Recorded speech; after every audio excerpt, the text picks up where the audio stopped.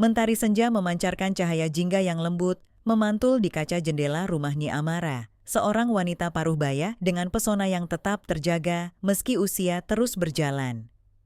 Rumah besar bergaya klasik itu tampak megah namun sepi, mencerminkan kehidupan Amara yang sunyi sejak suaminya, Pak Bram, sering bepergian untuk urusan bisnis. Amara mengisi harinya dengan kegiatan rutin, mengelola rumah, membaca buku, dan sesekali mengurus kebun kecil di halaman belakang. Namun, kesepian tetap menyelimuti hatinya. Hingga suatu hari, seorang pemuda bernama Dimas hadir dalam hidupnya. Dimas, seorang mahasiswa yang bekerja paruh waktu sebagai asisten tukang kebun, baru saja direkomendasikan oleh salah satu tetangga Amara. Tubuhnya tegap, kulitnya sawo matang dengan senyum yang selalu terpancar dari wajahnya. Kehadirannya membawa warna baru di rumah yang biasanya sunyi. Pada hari pertama Dimas bekerja, Amara memutuskan untuk memantau langsung pekerjaannya di taman. Ia memperhatikan bagaimana Dimas dengan cekatan membersihkan rerumputan liar dan memangkas bunga yang sudah layu. "Kamu sudah terbiasa dengan pekerjaan seperti ini ya?" tanya Amara, memecah keheningan. Dimas mengangkat kepalanya dan tersenyum sopan. "Iya, Bu.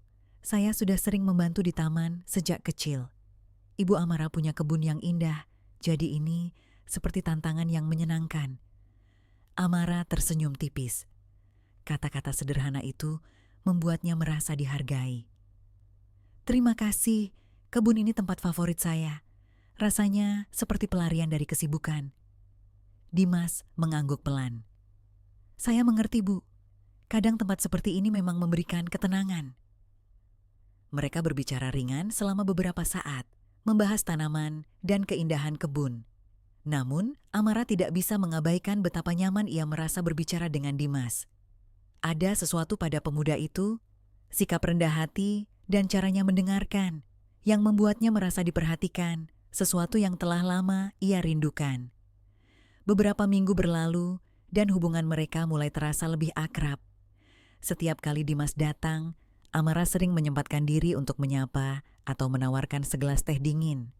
Suatu sore, ketika angin lembut berhembus dan matahari mulai turun, Amara membawa 2 gelas teh ke teras belakang. "Dimas, istirahat dulu. Saya buatkan teh untukmu," katanya. Dimas, yang sedang menyiram tanaman, menoleh dan tersenyum. "Wah, terima kasih, Bu. Tidak perlu repot-repot." "Bukan repot. Lagi pula, saya juga ingin duduk sebentar," jawab Amara sambil meletakkan gelas di meja kecil. Dimas duduk dengan hati-hati, menjaga jarak sopan, namun tetap terkesan santai. Mereka berbicara tentang banyak hal, mulai dari kehidupan Dimas di kampus hingga kenangan masa kecil Amara. Percakapan itu mengalir begitu alami, seperti dua sahabat lama yang baru bertemu kembali. Amara tidak pernah merasa seperti ini sebelumnya. Ada sesuatu tentang kehadiran Dimas yang membuat hatinya tenang, sekaligus berdebar. Ia mencoba mengabaikan perasaan itu, menganggapnya hanya sebagai kekaguman sesaat pada semangat muda Dimas. Namun, malam itu, saat Dimas berpamitan dan melangkah pergi, Amara berdiri di ambang pintu, menatap punggungnya yang menjauh. Untuk pertama kalinya dalam waktu yang lama, ia merasakan sesuatu yang berbeda, perasaan yang membuatnya tersenyum kecil, namun sekaligus membuat hatinya resah. Hari-hari berlalu dan Dimas menjadi bagian yang tidak terpisahkan dari rutinitas di rumah Nyi Amara. Kehadirannya membawa kehangatan yang jarang dirasakan oleh Amara. Ia selalu menanti suara gerobak Dimas yang bergerak di halaman atau suara ceria pemuda itu yang menyapa setiap pagi. Namun, sore itu berbeda. Langit mendung dan angin dingin bertiup, membuat suasana terasa melankolis. Amara duduk di ruang tamu, memandang jendela besar yang menghadap ke taman. Di luar, Dimas sedang sibuk mengangkut pot-pot besar ke sudut kebun, memastikan tanaman tetap terlindungi dari hujan yang mungkin turun. Amara memperhatikan gerakan pemuda itu dari kejauhan, matanya tertuju pada kesungguhan yang terpancar dari setiap langkahnya. Dia begitu berdedikasi, gumamnya dalam hati, merasa terkesan. Tidak lama kemudian, suara gemuruh guntur menggema di udara. Tetesan hujan mulai turun, pelan tapi pasti, hingga akhirnya menjadi deras. Amara berdiri dan membuka pintu belakang. "Dimas, cepat ke sini, hujannya deras sekali," serunya sambil melambai. Dimas, yang sedang mengikat sebuah pohon kecil agar tidak roboh oleh angin, menoleh dan berlari kecil menuju teras. Pakaian kerjanya basah kuyup, rambutnya menempel di dahi, namun senyumnya tetap mengembang. "Maaf Bu, saya tadi ingin memastikan pohon itu tidak tumbang," katanya sambil mengelap wajahnya dengan tangan. Amara tersenyum tipis. "Masuklah dulu, kamu bisa mengeringkan badan di dalam. Tidak enak kalau kamu sakit." Tanpa banyak protes, Dimas mengikuti saran Amara. Di dalam, Amara segera mengambil handuk bersih dari lemari dan menyerahkannya pada Dimas. Pemuda itu menerima dengan sopan, lalu mengeringkan rambut dan wajahnya. "Terima kasih, Bu. Hujannya tiba-tiba deras sekali ya," kata Dimas sambil memandang keluar jendela yang mulai berembun. Amara mengangguk. "Musim seperti ini memang sulit ditebak. Duduklah dulu, biar saya buatkan sesuatu yang hangat." Beberapa menit kemudian, Amara kembali membawa 2 cangkir teh jahe yang mengepul hangat. Ia meletakkannya di meja, lalu duduk di seberang Dimas. Keheningan mengisi ruangan, hanya ditemani suara hujan yang menghantam genting.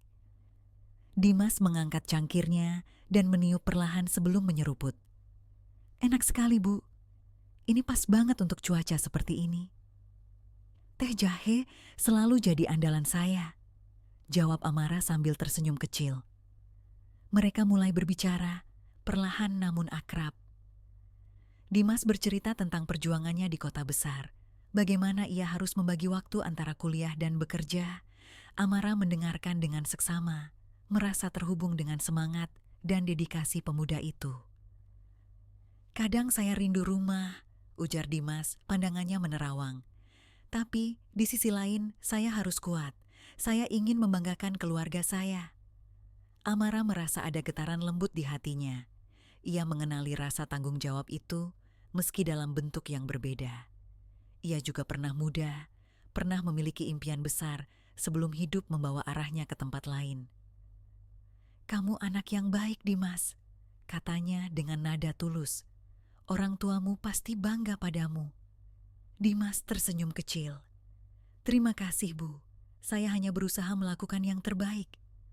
Hujan perlahan reda, menyisakan aroma tanah basah yang menyegarkan. Namun, di dalam rumah itu, suasana justru terasa semakin hangat. Saat Dimas berdiri untuk berpamitan, ia sempat berhenti di ambang pintu, menoleh pada Amara yang masih duduk di sofa. "Bu Amara," panggilnya pelan. Amara mengangkat wajahnya. "Ya?" "Terima kasih sudah baik pada saya. Rasanya seperti punya keluarga di sini."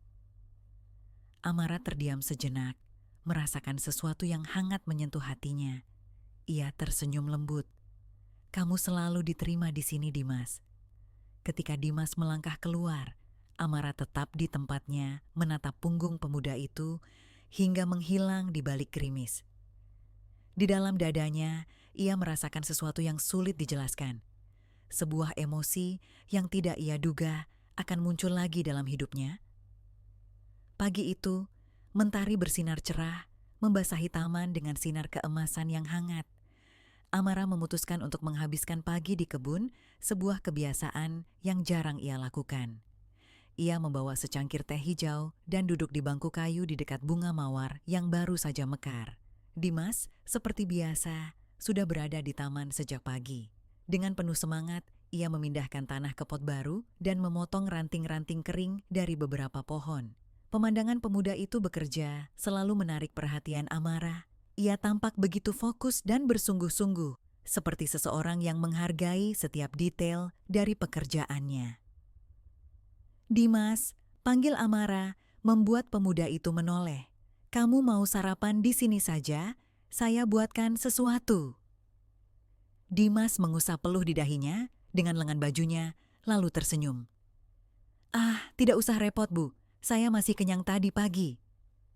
Amara tersenyum tipis. "Tidak repot. Anggap saja ini bagian dari keluarga, seperti yang kamu bilang kemarin.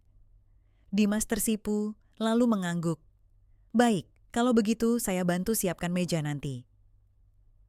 Beberapa saat kemudian, mereka duduk bersama di bawah pohon rindang, menikmati sepiring kecil roti panggang dan selai buatan sendiri.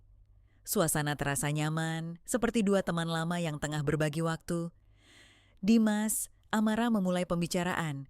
Saya penasaran apa yang membuatmu memilih jurusan arsitektur. Dimas tersenyum kecil sambil memutar cangkir teh di tangannya. Saya selalu tertarik pada bangunan, Bu. Waktu kecil, saya sering menggambar rumah-rumah impian di buku gambar saya. Rasanya seperti merancang sesuatu yang bisa bertahan lama, sesuatu yang berarti.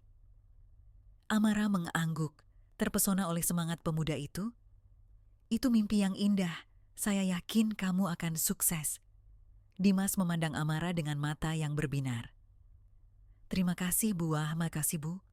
Kadang saya merasa ragu apakah saya bisa mencapainya. Tapi mendengar kata-kata ibu seperti ini, saya jadi merasa lebih percaya diri. Ada jeda sejenak dalam percakapan mereka. Amara merasakan sesuatu yang aneh namun menenangkan. Dimas bukan sekadar pemuda yang bekerja di kebunnya, ada kedalaman dalam dirinya, sebuah ketulusan yang jarang ia temui. Terkadang, Amara berkata pelan, hidup membawa kita ke jalan yang tidak pernah kita bayangkan. Tapi mungkin itu bukan kebetulan. Mungkin ada sesuatu yang ingin ditunjukkan oleh hidup. Dimas menatap Amara, mencoba mencerna kata-katanya. Maksud ibu, seperti apa? Amara tersenyum samar. Seperti pagi ini, aku tidak pernah membayangkan duduk di sini, berbicara denganmu seperti ini.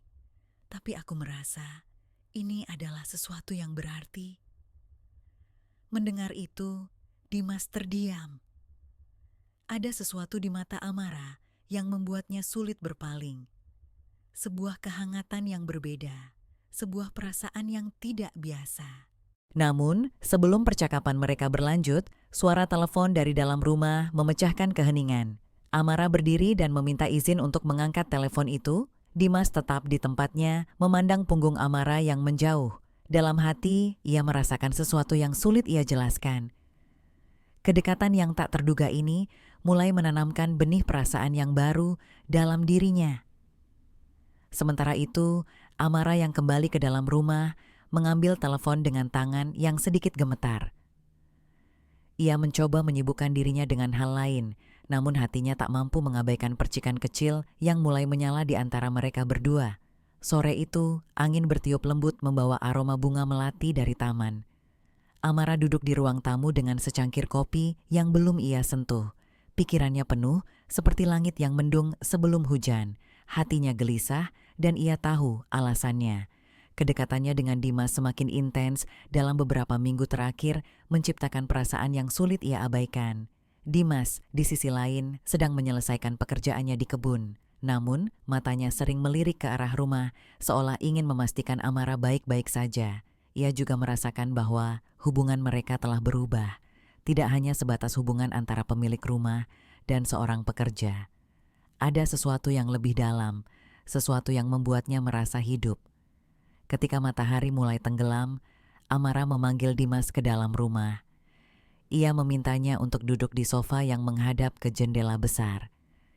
Cahaya keemasan dari matahari yang hampir terbenam membuat suasana menjadi syahdu, namun juga penuh ketegangan yang tak terlihat.